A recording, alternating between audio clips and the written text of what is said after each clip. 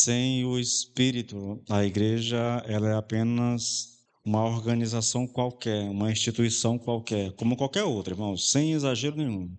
Sem a presença do Espírito, a igreja é só uma instituição humana, sem nenhum vínculo com Deus, sem nenhum vínculo e sem nenhum tipo de manifestação do poder de Deus. A gente não pode imaginar, querido, que haja poder fora do Espírito, sabe, na vida da igreja. Não há. Qualquer coisa é esforço humano, é uma tentativa humana de querer fazer a obra de Deus na força do braço, mas sem a presença do Espírito e sem a compreensão da necessidade que nós temos do Espírito Santo na nossa vida, na nossa caminhada, é muito difícil que a gente consiga viver, querido, ou cumprir o papel da igreja ou aquilo que Deus determinou para a sua igreja. Bom, queridos, nós vamos continuar a nossa abordagem, tá? A respeito da mortificação das obras do corpo. Eu vou só pegar aqui de onde nós paramos. Na verdade, eu vou recapitular o primeiro ponto.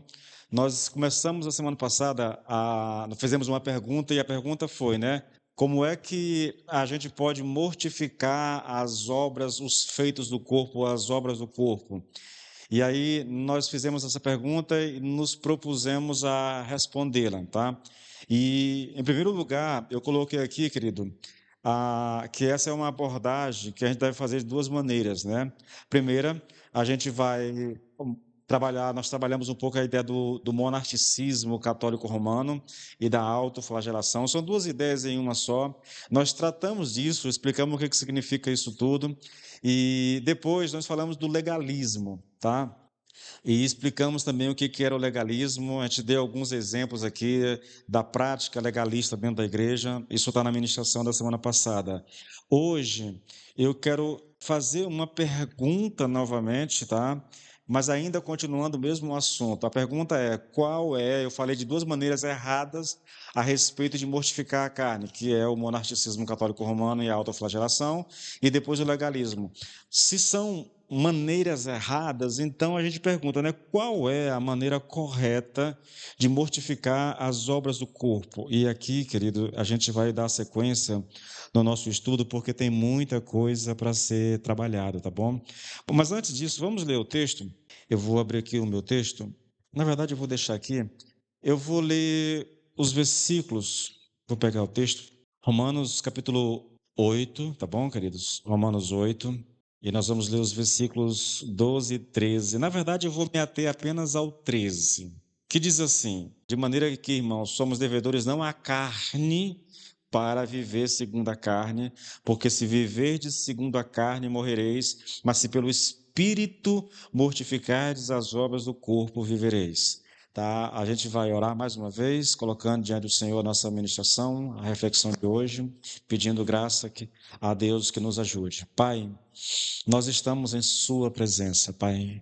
Nós estamos diante de Ti e nós vamos agora, Senhor, estudar a Tua palavra, Senhor, gastar um tempo, investir um tempo aprendendo, Senhor, meu Deus, Pai, permitindo que a palavra alcance não apenas a nossa mente, mas também o nosso coração. Meu Deus, faz com que a palavra chegue ao nosso coração no poder do Espírito Santo, Senhor, e que alcançando a nossa mente e o nosso coração, ela produza em nós a tua vontade, o teu querer, em o nome do Senhor Jesus Cristo. Queridos, eu já disse a vocês, nós temos duas abordagens a respeito da santificação, que são abordagens antigas, né, mas que também ao mesmo tempo são novas. Tá? Nós vimos isso semana passada, essa ideia do monarquicismo católico, né, e a autoflagelação e o legalismo. As duas maneiras de ver, né, são legalistas, mas um é um legalismo católico e o outro é um legalismo mais evangélico. Né? Nós vimos isso semana passada. Então, hoje a gente vai partir dessa pergunta: qual é a maneira correta de mortificar as obras do corpo? E a primeira resposta para isso, nossa ministração hoje vai ser só responder isso, tá bom? E a primeira resposta para isso é: nós mortificamos as obras do corpo por meio do Espírito ou através do Espírito.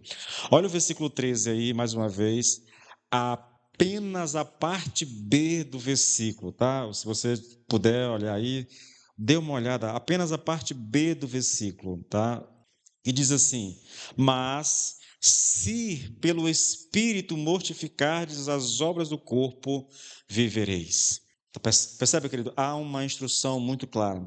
O Espírito Santo aqui, ele é mencionado de maneira muito particular, porque a sua presença e a sua obra constituem a singular e peculiar marca do verdadeiro cristianismo.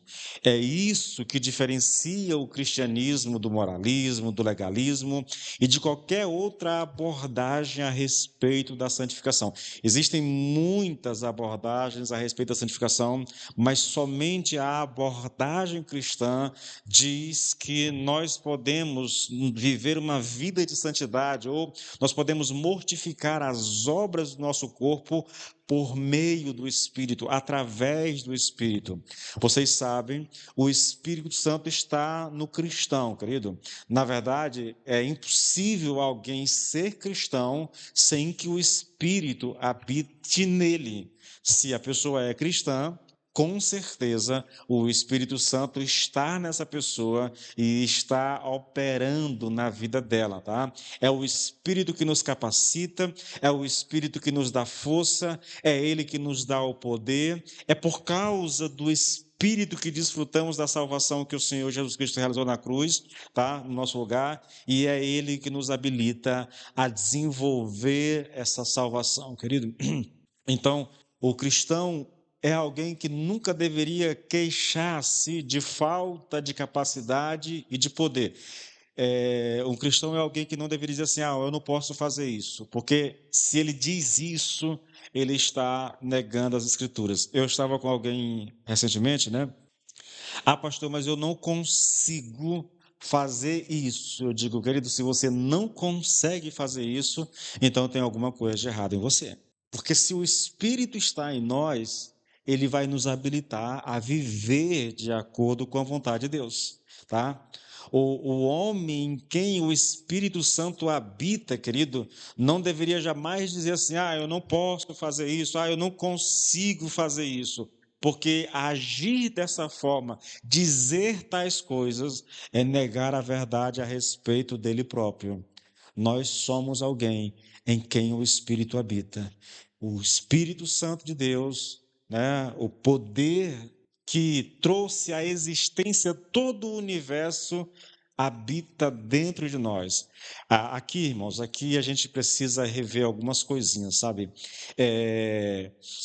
Essa coisa, querido, de um cristianismo muito cheio de mimimi, de pessoas que não conseguem e estão sempre alegando isso, fraqueza, sempre alegando aquilo, isso é um testemunho negativo, querido, é quase que uma negação do fato do Espírito habitar nessa pessoa. Porque se o Espírito habita em nós, querido, dele vem o poder para que a gente viva a vida cristã de acordo com a vontade de Deus. Então, não faz assim nenhum sentido alguém dizer, né, na verdade, assim, se você pensar assim, uma pessoa que não tem Cristo, você exigir dela que ela viva a vida cristã, aí é complicado, ela nunca vai poder fazer, porque ela não tem condição, ela não tem poder para isso.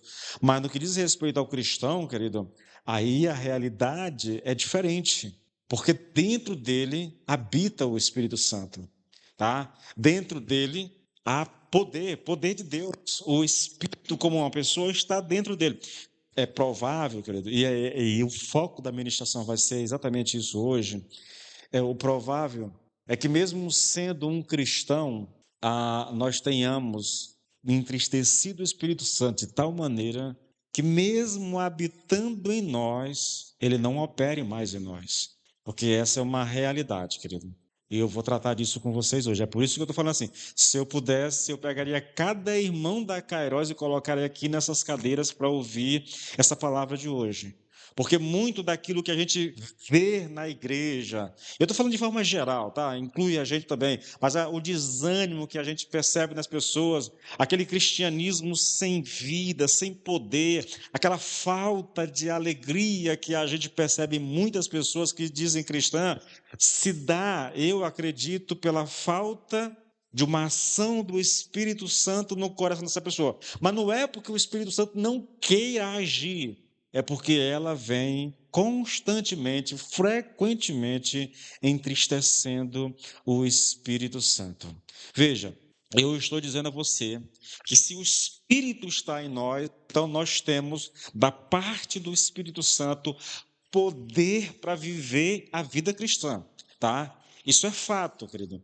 O crente não deveria dizer, mas eu não consigo, pastor, porque eu não consigo me libertar disso, porque eu não consigo me libertar daquilo.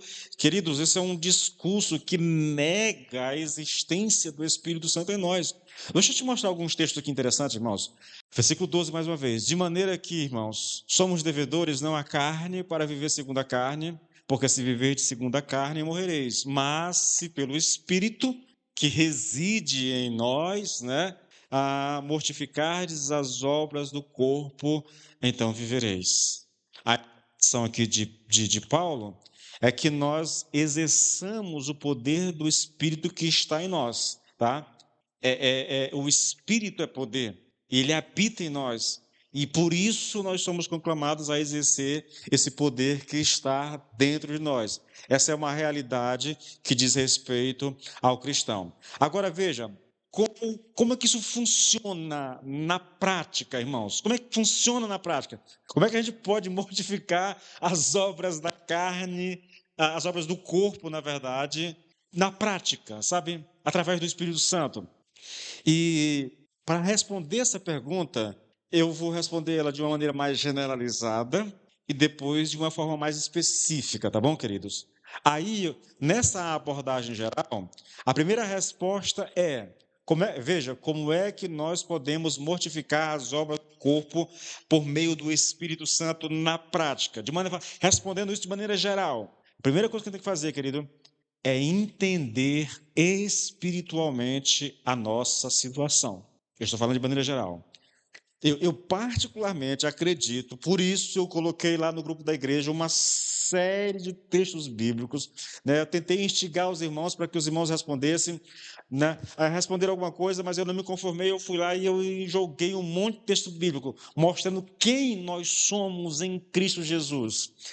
Então, eu acredito, querido, que muitos dos nossos problemas são devidos ao fato de que nós não compreendemos e não lembramos quem somos e o que somos como cristãos.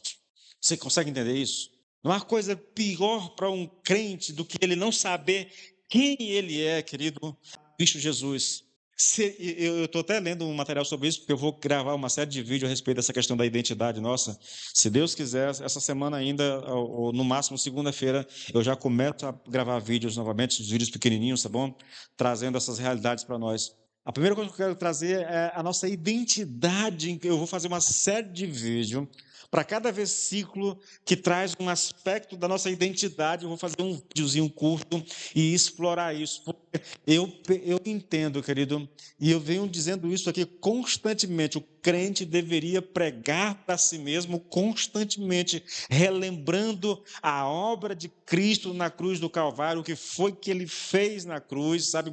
O que foi que ele realizou naquele lugar, quem nós somos por causa do que Cristo fez por nós naquela cruz. Essas coisas deveriam estar constantemente perpassando a nossa mente, para que a gente não esqueça, porque a tendência nossa, por causa da correria do dia a dia, por causa das preocupações que nós temos como pais, como mãe de casa, como alguém que sustenta a casa, como alguém que tem obrigação, que tem que trabalhar, tem que cuidar de filho, essa coisa toda, nós esquecemos muito facilmente, querido, a nossa identidade em Cristo Jesus. E eu quero relembrar isso, tá bom? Então, muitos dos problemas que nós temos, querido, é porque nós não compreendemos, ou talvez nós não lembramos quem somos e o que somos como cristãos. Eu digo isso, querido, porque não são poucas as pessoas que se queixam de que não têm poder, de que não conseguem fazer isto ou aquilo. Entretanto, novamente falando, essa maneira de viver, de pensar e de viver, não condiz com o que as Escrituras dizem a respeito do cristão.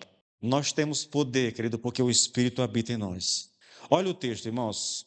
2 Pedro, capítulo 1 Eu vou ler o versículo 2, 3 e 4. Eu vou ler devagarinho, querido, eu vou chamando a atenção para o que o texto está dizendo. Que a graça e a paz aumentem cada vez mais pelo grande conhecimento de Deus e de Jesus Cristo, o nosso Senhor. Porque à medida que vocês o conhecerem melhor, conhecer melhor a Cristo, à medida que vocês conhecerem melhor a Cristo, Ele lhes dará, por intermédio do seu grande poder, tudo quanto vocês necessitam para viverem uma vida cheia de piedade. Só isso aqui já era suficiente, né, querido? Tudo que nós precisamos para viver uma vida cristã, de acordo com a vontade de Deus, à altura do nosso chamado, nós temos em Cristo Jesus, em conhecer Cristo. Ele nos chamou a sermos participantes da sua própria glória e virtude, ou da sua natureza divina. Tem traduções que dizem que ele nos chamou para fazer parte, ou participante da sua natureza divina.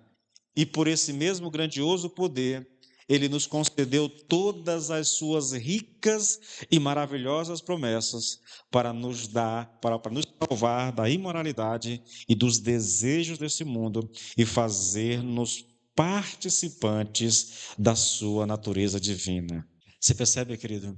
Nós somos participantes da natureza divina. Nós temos à nossa disposição todo o poder necessário para viver uma vida cristã autêntica. É o que o texto está dizendo. Nós somos chamados a participar da sua glória, do seu poder. Tudo isso diz respeito ao cristão. Tudo isso se dá porque o Espírito Santo habita o coração do cristão, queridos. Lloyd Jones diz uma coisa interessante, comentando esse texto aqui de 2 Pedro. Ele diz o seguinte: olha, no entanto, a despeito de tudo que o texto está dizendo a nosso respeito, do poder à nossa disposição, de ser participante da natureza divina, Lloyd Jones diz assim: no entanto, há cristãos que se lamentam e se queixam de que não têm nenhum poder. A resposta a tais cristãos é: todas as coisas que dizem respeito à vida e à piedade lhes foram dadas. Parem de lamuriar-se, de resmungar e de queixar-se. Levantem-se e façam uso do que está em vocês. Se vocês são cristãos, o poder está em vocês pelo Espírito Santo. Queridos, essa é a realidade a nosso respeito. Nós não somos pessoas aí, queridos, assim, jogadas às traças, como alguém que não tem valor, como alguém que não tem força. Aí eu vejo irmãos assim que, pastor, eu não consigo, pastor, eu não tenho força, pastor, eu digo, querido, para aí, espera um pouquinho, mas que negócio é esse? Não é esse o retrato do cristão nas Escrituras. Irmãos, leiam um texto como esse aqui. Todo o poder que você precisa está à sua disposição. Todo poder está à sua disposição. O Espírito, aquele que trouxe à existência todo o universo, que trouxe à existência todos os planetas, que trouxe à existência todos os animais, as montanhas, os mares, todas as pessoas, aquele que trouxe à existência tudo o que existe, habita dentro de você, e você diz que não tem poder, que você não consegue isso e aquilo. Queridos, eu falo por experiência própria. Na maioria das vezes, quando a gente diz que não consegue fazer determinada coisa ou abandonar determinada coisa, nós falamos dessa maneira, sabe por quê? Porque nós não queremos abandonar. Porque nós não queremos largar aquilo. Ou usando essa linguagem nossa, a gente não quer largar o osso, sabe? Nós gostamos daquilo, nós temos prazer naquilo, e por isso a gente diz, pastor, mas é porque eu não tenho força, pastor, mas é porque eu não consigo. Não, não é, querido, não é. Porque nós queremos demais aquelas coisas, e nós não queremos abrir mão daquilo que nós gostamos. Será que vocês conseguem perceber o ensino de Pedro aqui, querido? Saibam quem vocês são, conheçam as Escrituras, e saibam o que ela diz a respeito de vocês. É assim que a gente mortifica as obras do corpo. É sabendo quem nós somos, é conhecendo as Escrituras e sabendo o que ela diz a nosso respeito. Há muitos textos como esse aqui de 2 Pedro, querido, falando de quem somos em Cristo Jesus. Uma segunda maneira prática, querido, de mortificar as obras do corpo. Ah, irmãos, aqui eu vou gastar um tempo, querido. Como é que a gente mortifica as obras do corpo? Entendendo, querido, que o nosso pecado entristece o Espírito Santo.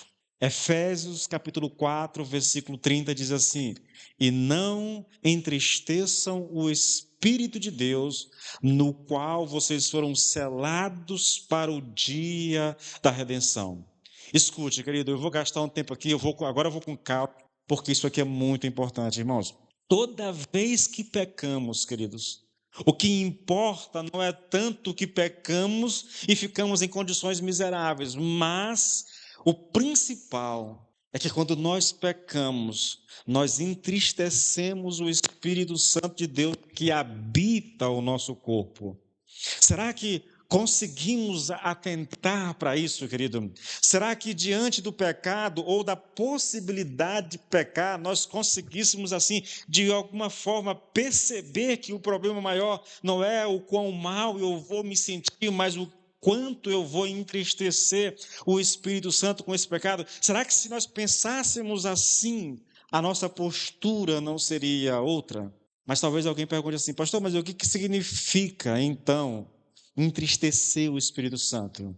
Irmãos, entristecer o Espírito Santo significa viver de forma incoerente com a nova vida recebida em Cristo, praticando o pecado, desconsiderando sua condição de filho amado de Deus e preferindo muitas vezes viver nas trevas do que viver na luz.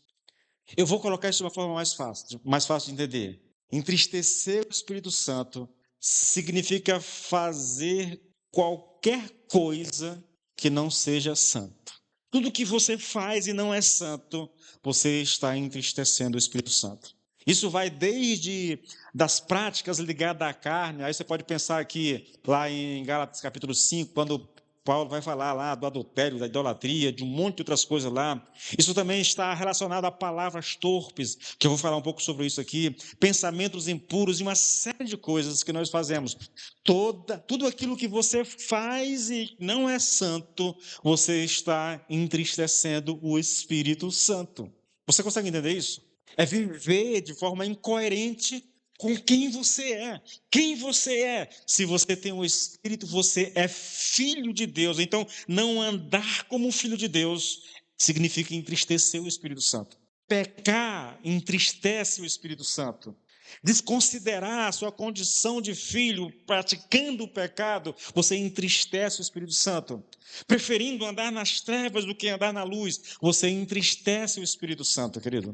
Eu vou te dar alguns exemplos, querido, de como que a gente entristece o Espírito Santo, usando apenas o contexto de Efésios, tá? Porque esse texto que nós lemos aqui é Efésios 4:30. Eu vou usar um pouco de Efésios 4 e um pouco de Efésios 5 para te mostrar como é que a gente pode entristecer o Espírito Santo. Primeiro, querido, a gente entristece o Espírito Santo mentindo, sendo falso, né? Em vez de falar a verdade, a gente usa de engano e de dissimulação. Quando você mente, você entristece o Espírito Santo. Quando você usa de dissimulação, você está entristecendo o Espírito Santo. Quando você engana as pessoas, você está entristecendo o Espírito Santo. Efésios 4:25. Por isso, deixando a mentira, que cada um fale a verdade com o seu próximo, porque somos membros do mesmo corpo. Esse aqui é o contexto de Efésios 4:30. Eu estou só voltando um pouquinho no 25, tá? Como é que a gente entristece o Espírito Santo, irmãos? Agindo com ira descontrolada.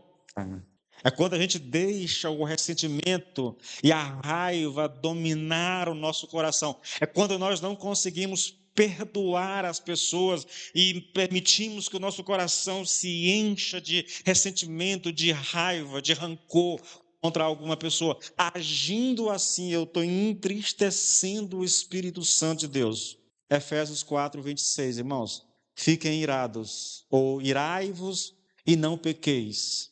Não deixem que o sol se ponha sobre a ira de vocês. Palavras torpes e corruptas também entristece. Eu estou falando aqui, querido, de uma linguagem impura. Eu estou falando aqui de maledicência, de fofoca, de insultos ou palavras que destroem ao invés de edificar. Efésios 4:29, querido. Evitem a boca suja. Aí está tudo aqui envolvido aqui nesse negócio aqui, tá bom?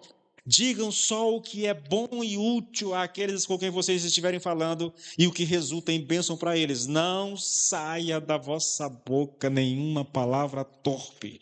Não use de linguagem chula. Não use de linguagem impura. Não usem da maledicência. Não faça fofoca. Não insulte. Porque tudo isso entristece o Espírito Santo de Deus, querido.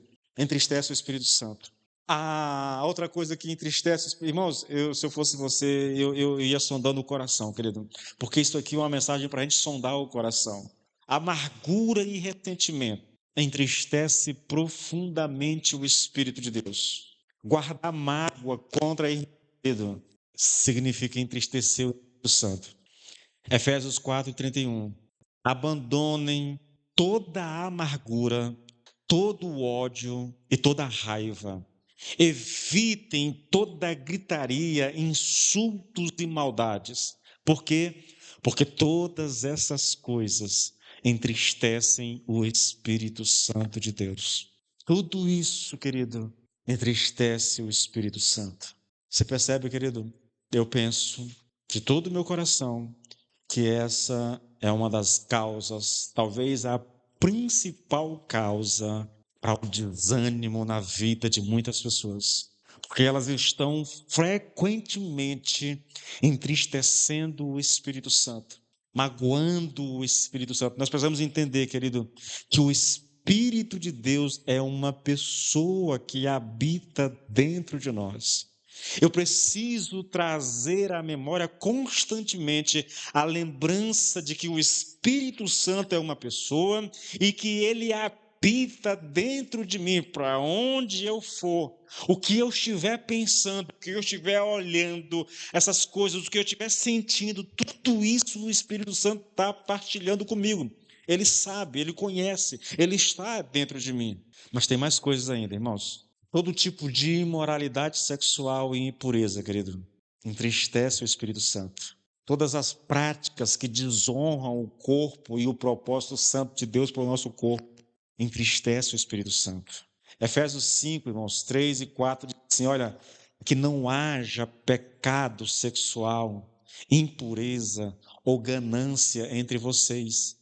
Que isso não seja nem mesmo assunto de conversa entre os santos. As histórias sujas, a conversa indecente, os gracejos inconvenientes, essas coisas não são para vocês. Não façam. Por quê? Porque entristece o Espírito Santo, porque magoa o Espírito Santo. É por isso, irmãos. Eu citei aqui, mas eu vou mais uma vez aqui, né? A ganância e a avareza, irmãos, entristece o Espírito Santo. Alguém que vive dominado pelo apego ao dinheiro ou ao prazer, né? Essas coisas são idolatrias. Vai aqui, Efésios 5:5. Fique sabendo disso, nenhuma pessoa imoral, impura ou avarenta, porque a avareza e a idolatria têm herança no reino de Cristo e de Deus. Todas essas coisas, querido, a avareza nossa, a ganância, sabe? O apego exagerado, querido, a tratar o dinheiro quase como se fosse um Deus da nossa vida, tudo, querido, entristece o Espírito Santo de Deus. A insubmissão, irmãos, e a rebeldia nas relações, no lar, no casamento, nos relacionamentos e até na vida comunitária, todas essas coisas entristecem o Espírito Santo. Isso aqui vai de Efésios 5:21 até Efésios 6, está tudo lá, sabe? Tudo ali. As coisas entristecem, irmãos. A negligência espiritual, escute isso aqui, querido, por favor. Não buscar ser cheio do Espírito Santo, preferindo viver controlado por outras influências, isso entristece o Espírito de Deus. Ah, pastor, mas como é que você pode dizer um negócio desse, irmãos? Efésios 5:21. E não vos embriagueis com vinho, no qual há contenda, mas enchei-vos do Espírito. É um mandamento, encha-se do Espírito. Não encher-se do Espírito é pecado, irmãos, é desobediência ao Senhor. E isso entristece o Espírito Santo. Agora, querido, pense comigo. E aqui eu chamo mais uma vez você para sondar a sua vida, porque eu confesso a vocês que é preocupante o que eu vou passar a dizer a vocês agora, irmãos. Quais as consequências? Eu não abordei tudo isso porque eu pretendo pregar sobre isso, tá em uma pregação de 1 hora só abordando essa temática. Então eu estou passando aqui meio que rápido pelo assunto. É porque está dentro do nosso assunto sobre santificação, tá bom, queridos? Quais são as consequências na vida do cristão que entristece o Espírito Santo? O que acontece quando o cristão entristece o Espírito Santo? Basicamente essa pergunta. A primeira coisa que acontece, querido, ele perde a alegria, sabe? Ele perde as consolações do Espírito. O cristão é alguém, irmãos, que foi chamado para viver em alegria. Filipenses diz lá, né?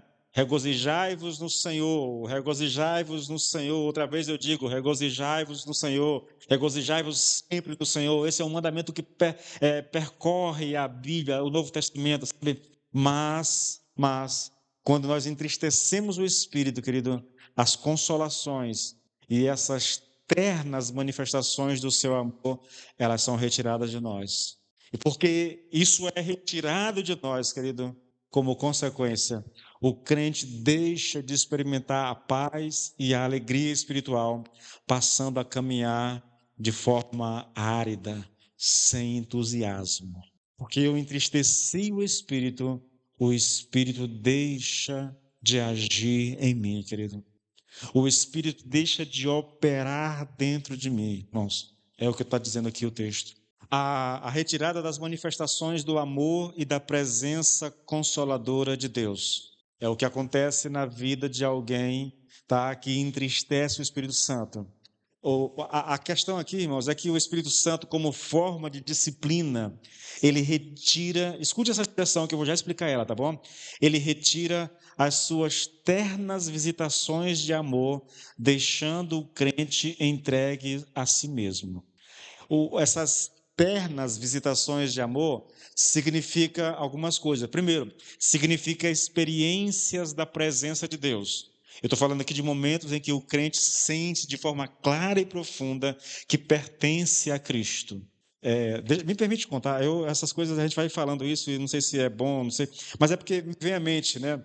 Houve uma época na minha vida, querido, em que eu trabalhava à noite, eu entrava às 7 da manhã, entrava às 7 da noite, saía às 7 da manhã, e toda vez que eu chegava em casa, antes de deitar, porque eu chegava para dormir, né?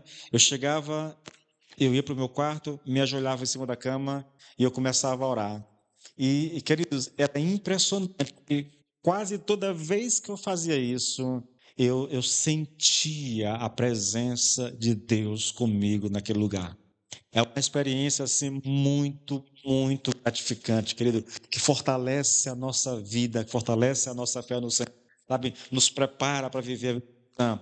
É essa certeza da presença de Deus em nós. É isso que a gente chama de eternas visitações do amor de Deus sobre nós, sabe?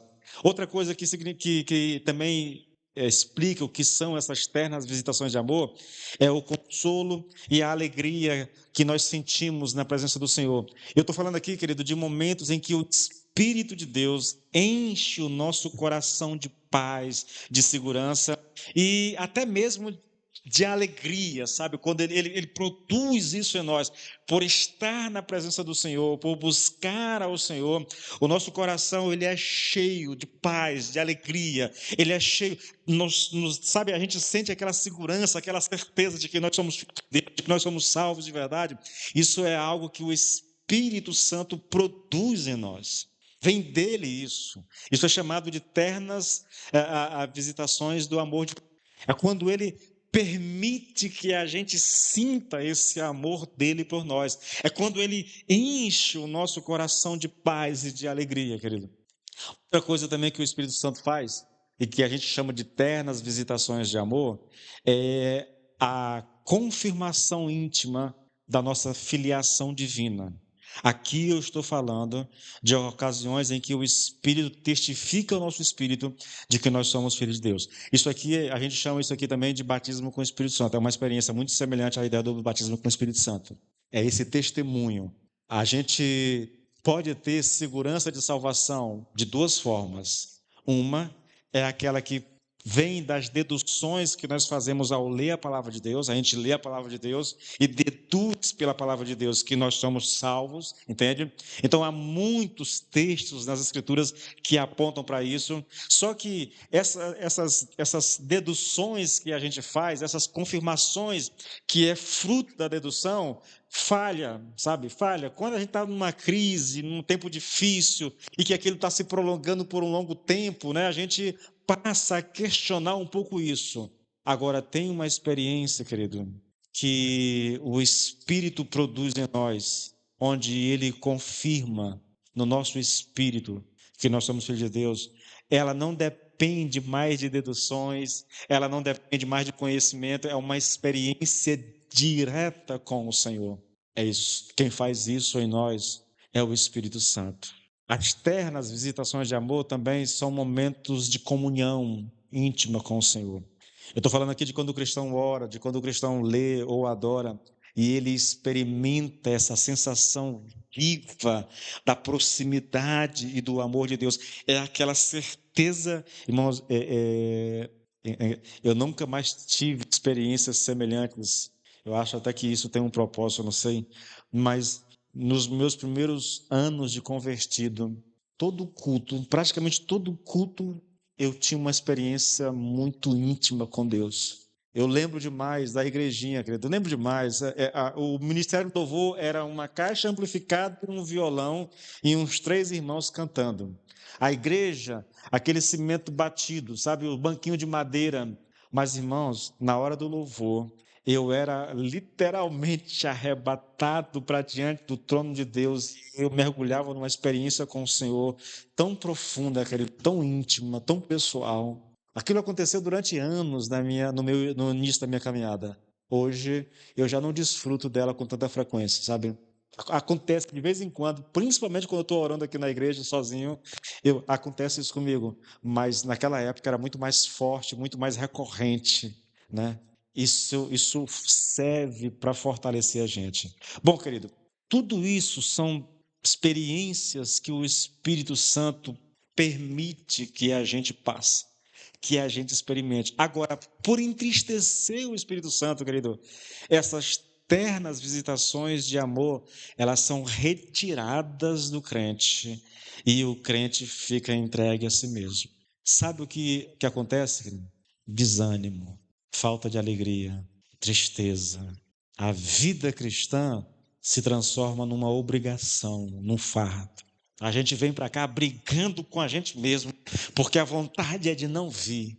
Eu não sinto vontade de ir à igreja, eu não sinto vontade de congregar. Sabe o que é isso, irmãos? Eu ouso dizer a vocês, querido, que isso é fruto de entristecermos o Espírito Santo. Porque se o Espírito Santo estiver agindo em nós, querido, irmão, é só você pegar o que é uma igreja cheia do Espírito Santo, ou o que é uma pessoa cheia do Espírito Santo. Vá lá para Atos, capítulo 2, do 42 até o 47. Todos os dias no templo, aos pés dos apóstolos, aprendendo a palavra de Deus, ou seja, uma pessoa cheia do Espírito Santo, ela tem prazer de estar sentado aos pés do apóstolo, ouvindo a palavra. No nosso caso, ela tem prazer de ouvir a pregação, ela tem prazer de ler a palavra de Deus. O que mais de lá? Todos os dias orando, querido, junto. Um crente cheio do Espírito Santo é um crente que tem prazer na oração, que ele não mede esforço para orar, para buscar a face do Senhor. O texto continua dizendo que eles partiam o pão todos os dias, eles partiam o pão de casa em casa, comiam juntos, celebravam juntos, adoravam juntos, a comunhão era intensa, o prazer de estar junto era uma coisa contagiante, a ponto de as pessoas serem atraídas para aquele povo, querido. Isso é uma igreja cheia do Espírito Santo, isso retrata um crente cheio do Espírito Santo. Agora, compare aquilo lá com a sua própria vida e me diga se está tudo bem contigo. Entende? Nós não nos damos conta, querido, mas eu tenho pedido perdão constantemente ao Senhor, orando aqui. Deus, perdoa-nos porque nós temos entristecido o teu Espírito. Senhor, nos perdoe por isso e nos ajude a mudar essa realidade na nossa vida. Eu tenho que ficar lembrando o tempo todo, querido, o Espírito habita em mim. o Espírito habita em mim. Porque se eu não lembrar disso constantemente, irmãos, a gente é muito facilmente seduzido, tentado a pecar, a fazer alguma coisa errada. Espírito, eu preciso pregar para mim mesmo constantemente. Não deixar que eu esqueça que o Espírito habita dentro de mim, que Ele está comigo onde quer que eu esteja. A pergunta é o que acontece quando a gente entristece o Espírito Santo? Quais são as consequências de entristecer o Espírito Santo? Uma exposição à carne e às tentações do diabo, irmãos. É o que acontece quando a gente entristece o Espírito Santo. Quando o Espírito ele é entristecido, ele deixa de agir ativamente contra a carne e o crente experimenta o poder da velha natureza. O poder da carne aqui, tá? E quando isso acontece, irmãos, então o diabo encontra espaço para sugerir pensamentos e desejos vis, fazendo o cristão se sentir sujo. Eu não vou ler a expressão que eu coloquei aqui porque é muito pesada, né? Gálatas 5 fala de uma guerra travada dentro do cristão. Por um lado, o espírito guerreando contra a carne e a carne guerreando contra o espírito. O espírito está guerreando dentro de mim para que eu viva de acordo com a vontade de Deus. A carne, por outro lado, está guerreando também dentro de mim para que eu satisfaça os seus desejos. Se eu entristeço o Espírito Santo, querido, ele simplesmente me abandona nesse sentido e ele para de lutar por mim. E então eu sou entregue aos desejos da carne. É o que acontece quando a gente entristece o Espírito Santo. São as consequências, querido. Tem mais um ainda, irmãos. Eu falo agora de um processo corretivo de Deus. E aqui eu cito Lord Johnny. Ele diz que às vezes essa entrega às tentações é uma forma de disciplina divina para ensinar ao crente a não entristecer novamente o Espírito Santo. O crente pode ser entregue a Satanás para correção. Nós estudamos sobre isso em 1 Coríntios capítulo 6. Paulo fala sobre isso, se não me engano, em Timóteo, não sei se é 1º ou 2º Timóteo, de que pessoas são entregues ao diabo para correção, querido, com o objetivo de trazê-los de volta ao caminho da santidade. Deus pode fazer isso conosco, sabe? Para nos corrigir. Agora, graças a Deus, irmãos, por isso aqui, você sofrer as consequências de entristecer o Espírito Santo, isso é um fato. Mas isso não significa, irmãos, em nenhum momento, e grave bem isso, que o Espírito Santo abandona definitivamente o cristão. Isso não acontece. O importante, querido, aqui é frisar que, apesar das consequências, o Espírito Santo de Deus jamais abandona o Filho de Deus. Grave isso. Eu vou pedir para você fazer uma experiência, vai ficar meio estranho, mas quem de vocês... Antônio Carlos, vai bem para os interruptores ali, por favor, Antônio Carlos. Primeiro fecha essa cortina de fora, fecha a cortina, fecha todinha. Deixa eu fazer uma experiência com vocês, irmãos. Eu vou ilustrar uma verdade para que vocês entendam. Desliga tudo, até lá de fora, tudo. Depois tu acende de novo, vai. Todos eles. Vai, isso. Para quem estiver assistindo, você vai ficar, não vai ver nada agora, vai sumir tudo aqui, tá? Nós estamos filmando ainda, mas só. Vai, tudo?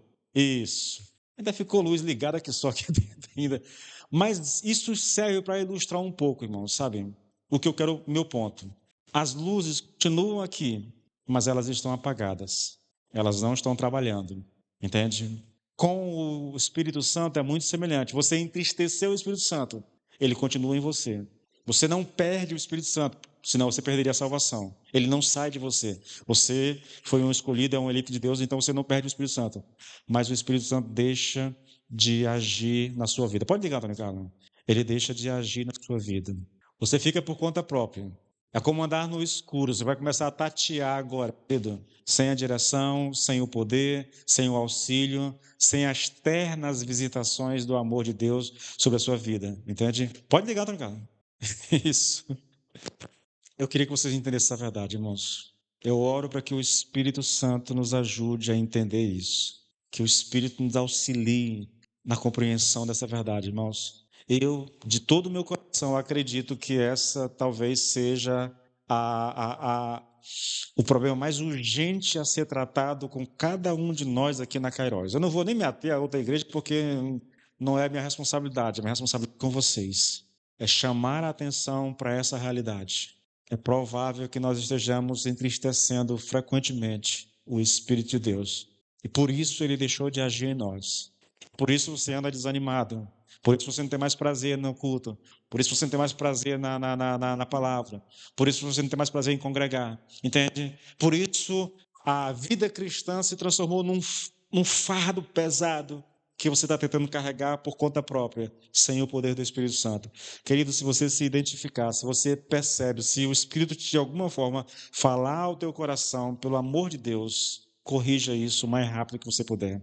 Peça perdão, vá lá, se arrependa diante do Senhor e clame por uma mudança na tua vida, querido. E você, quem sabe, vai voltar a experimentar do poder do Espírito Santo na sua vida de novo, tá bom? Voltando ao nosso assunto aqui, querido, tá bom? Voltando ao nosso assunto, nós falamos lá, né, como mortificar, como é que nós podemos mortificar as obras do corpo, querido? A resposta é, nós precisamos, para mortificar as obras do corpo, nós precisamos ter em vista a meta suprema da nossa vida. E qual é a meta suprema da vida do cristão? É a sua glorificação final, querido. Leia comigo 2 Pedro 1, 10 e 11. Por isso, irmãos, procurem com empenho cada vez mais confirmar a vocação e a eleição de vocês, porque fazendo assim, vocês jamais tropeçarão, pois desta maneira é que lhes será amplamente suprida a entrada no reino eterno do nosso Senhor e Salvador Jesus Cristo. O que Pedro está dizendo aqui, querido, é que se vocês fizerem essas coisas e que ele tem exortado a fazer, então quando lhe sobrevier a morte, ela será para você algo maravilhoso. Isso assusta, né? Mas escute, vocês não somente entrarão de um jeito ou de outro no reino de Deus, mas terão amplíssima entrada. Será uma marcha processional triunfante. Os portais se abrirão e então haverá grande gozo e regozijo, querido. Pedro está se referindo aqui à nossa salvação final, não a salvação agora, mas a salvação final, a nossa glorificação final, a nossa entrada naquilo que os antigos chamam de mansões celestiais, a nossa entrada nas mansões celestiais. Eu preciso, se eu quero viver uma vida de santidade, se eu quero mortificar as obras do meu corpo, eu preciso olhar para aquilo que me aguarda de verdade, querido. Eu preciso olhar para o final da minha história nesse mundo, tá? E para o início da minha história na eternidade. Quando então o meu corpo será glorificado e eu serei recebido na glória pelo Senhor. Sabe qual é o nosso maior problema, querido? Ou a nossa maior dificuldade como cristão? É que nós estamos o tempo todo olhando apenas para nós mesmos e para esse mundo. O drama nosso como cristão, que nós estamos o tempo todo olhando as nossas necessidades, olhando o mundo ao nosso redor, e quase nunca nós colocamos os olhos naquilo que de fato é essencial, querido. A gente deve contemplar. Paulo diz: pensai nas coisas do alto e não nas coisas desse mundo. É isso, irmãos. Eu tenho que ter a minha mente voltada para aquilo que de fato me aguarda, querido. Um dia eu estarei com o Senhor. Você quer ver um texto que reflete isso bem? 1 João, capítulo 3, a partir do versículo 1, o apóstolo João diz o seguinte: olha, vejam como é grande o amor do nosso Pai, pois ele permite sermos chamados filhos de Deus, o que realmente nós somos. Entretanto, visto que tanta gente não conhece a Deus, não compreende que somos filhos de Deus. As pessoas, porque não conhecem a Deus, não compreendem que nós somos filhos de Deus. Sim, queridos amigos, nós já somos filhos de Deus e não podemos nem imaginar como vai ser mais tarde, mas sabemos que quando Ele vier, percebe? Ele está apontando lá para frente mais uma vez. Quando Ele vier, seremos semelhantes a Ele. Nós teremos um corpo glorificado como o corpo dele, pois o veremos como ele realmente é. E todo aquele que verdadeiramente crer nisso procurará permanecer puro, porque Cristo é puro. Eu sei o que me aguarda, eu sei o que eu vou ser. E por causa disso, de já, eu já começo a viver uma vida de santidade. De já, eu já começo a mortificar as obras do meu corpo, porque eu sei o que está me aguardando. Queridos, essa é uma mensagem que diz respeito a nós. Oh, irmãos, somos igreja, querido. Somos igreja. Somos povo de Deus, escolhidos por Deus, eleitos por Deus antes da fundação do mundo. Você não tem ideia, querido, do valor atribuído a você pelo Senhor. Como diz o Juliano Som numa dessas canções, né? Deus nos amou de tal maneira, irmãos. Isso também está lá em João, que para me salvar, ele sacrificou o seu próprio filho na cruz do Calvário. É isso que eu sou, querido. Sou filho de Deus. Eu sou alguém que foi comprado por preço de sangue. Não há dinheiro nesse mundo que se compare a isso. Nenhum valor nesse mundo pode se equiparar ao preço pago por nós pelo Senhor Jesus Cristo. Ele deu a sua própria vida para que a minha fosse salva, irmãos. É isso que ensina a palavra de Deus. É isso que nós somos. Somos pessoas amadas por Deus, escolhidas por Deus para fazer a diferença nesse mundo. Querido, eu queria que você entendesse isso, eu queria que você tentasse viver à luz disso. Eu estou aqui me segurando para não fazer uma aplicação. Meu irmão, se tudo isso é verdade a nosso respeito, meu querido, se é isso que realmente nos aguarda, irmãos, eu fico pensando, por que o nosso silêncio em relação às pessoas que nós amamos? Por que nós não falamos disso para as pessoas? Por que nós não compartilhamos a nossa fé com os nossos parentes, com os nossos amigos, com os colegas de trabalho, de escola, irmãos? Às vezes eu penso que a gente fica escondendo a fé que tem, como se isso fosse vergonhoso. Irmãos, é um negócio meio assustador isso aqui. Cristo morreu por ti, você foi comprado por preço de sangue. Você ser salvo, querido, não há, escute bem, não há milagre maior. Deus abriu o mar vermelho, Deus enviar as pragas, Jesus ressuscitar morto, Jesus curar enfermo. Isso aí não se compara, querido, ao que ele fez por nós. Porque o milagre foi Jesus descer do céu, sabe? E se oferecer como um sacrifício no nosso lugar. O milagre é Deus pegar os nossos pecados e colocar sobre o seu próprio filho e castigar, ou na linguagem lá de Isaías, agradou a Deus moê-lo, triturá-lo no nosso lugar, irmãos. Porque esse era o preço, essa era a única condição para que Deus pudesse me salvar. E a gente não ter orgulho disso, a gente não falar disso, esconder isso das pessoas, com vergonha de elas se rejeitar. Irmãos, pelo amor de Deus, querido, não faça um negócio desse, não. Eu encerro essa mensagem, irmãos, voltando para a questão do Espírito Santo.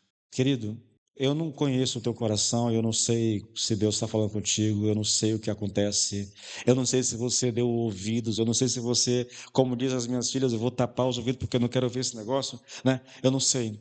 Mas se por alguma razão que o Espírito Santo tiver tocado o teu coração e em algum ponto dessa mensagem você se identificou, seja na maneira como a gente entristece o Espírito Santo, seja nas consequências de entristecer o Espírito Santo, querido, por favor, quando chegar em casa, tira um tempinho, vai para um canto e coloca a tua vida diante do altar de Deus e faz um concerto com o Senhor.